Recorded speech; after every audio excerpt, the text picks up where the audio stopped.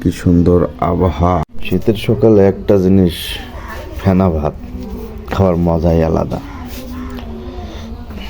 Light tight জ্বালাস না, দিনে ফেনা ভাত খাওয়ার মজাই আলাদা। যে ফেনা ভাত একটু পুঁটি মাছ ভাজি হইলে ভালো হইতো, তাই না? তা মরিচ ভর্তা না হইলেও চলতো।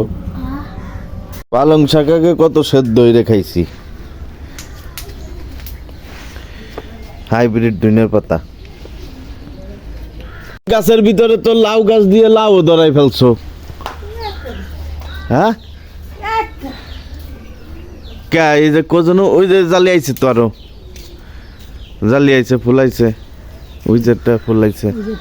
হ্যাঁ পড়বে না, কলইরি থাকতো বু। এই কলই যে ছিটে আইনে যে রান্তা শালার গিরান ও কইতো তখন, আর খাইতেও মজা লাগতো, আর মানুষজন সব জ্বর হয়ে যাইতো। পরিবেশগুলোই আলাদা। এটা কি খুদ ফুটাচ্ছ নাকি ডালি চালি?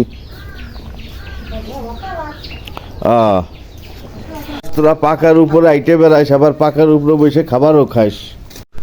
ওই দেখ ওর শীত লাগে না, এই যে রোদ্দুর পোয়াচ্ছে, দেখছিস? একের ছেলে।